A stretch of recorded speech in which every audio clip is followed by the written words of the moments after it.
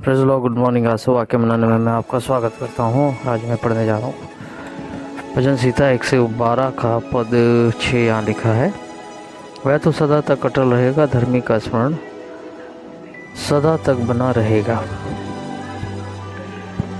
मेरे जी, जो परमेश्वर जब कोई वाचा हमसे बांधता है,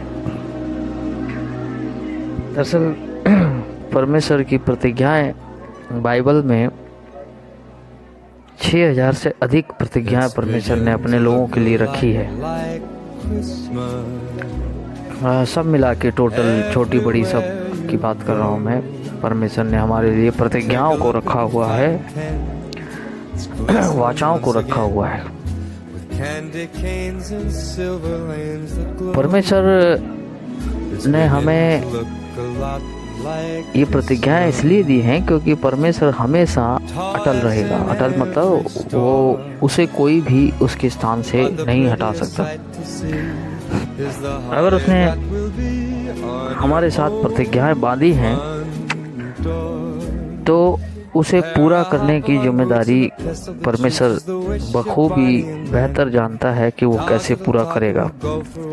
बेशक रास्ते में उतार चढ़ाव हमें देखने को मिले, कभी कभी हम समझ सकते हैं कि कभी कभी ऐसा भी होता है कि हमें महसूस होता है या ऐसा लगता है कि नहीं, ये प्रतिज्ञा पूर्ण नहीं होंगी। लेकिन मेरे जीजो, परमेश्वर की उस प्रतिज्ञा को कोई भी नहीं रोक सकता।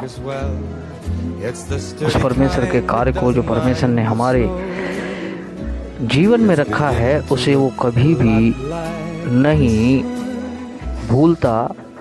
उसे हमेशा स्मरण रहता है कि मैंने अपनी वाचा अपने इस जन के साथ बांधी है। जब अब्राहम के वंशजों ने परमेश्वर के विरुद्ध पाप किया तो बाइबल में स्पष्ट हमें देखने को मिलता है कि परमेश्वर ने अपनी वाचा को स्मरण रखा।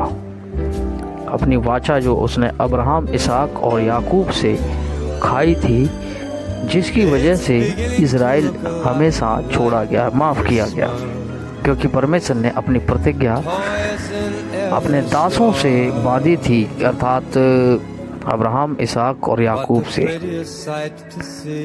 परमेश्वर ने अपनी वाचा दाऊद के साथ भी बांधी कि मैं तेरे वंश को सदैव स्थिर रखूँगा। आज जब हम क्रिसमस के इस ओकेशन में हैं, क्रिसमस मना रहे हैं, प्रभु यीशु मसीह दाऊद के वंशज माने गए हैं। प्रभु यीशु मसीह दाऊद के घराने में से आए।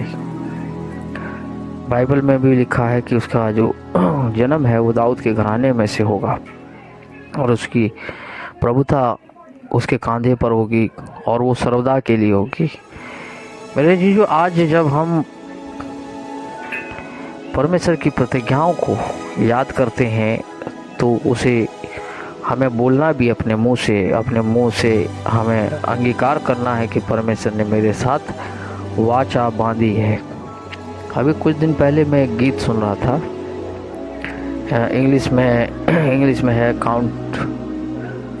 Count his blessing and all fear will go. ठीक है, हिंदी में है कि जब हम उसकी प्रतिज्ञाओं को, उसकी आशीषों को याद करते हैं तो हमारे अंदर जो डर होता है, भय होता है, वो चला जाता है। क्योंकि हम जब डर में होते, भय में होते हैं, तब उसके पुराने कार्य को जब हम याद करते हैं कि इस प्रकार से परमेश्वर ने हमें छुड़ाया, बचाया, उनसे सुरक्षित रखा, तब हमें ये भी बात स्मरण आती है कि परमेश्वर ने हमसे वाचा बांधी है।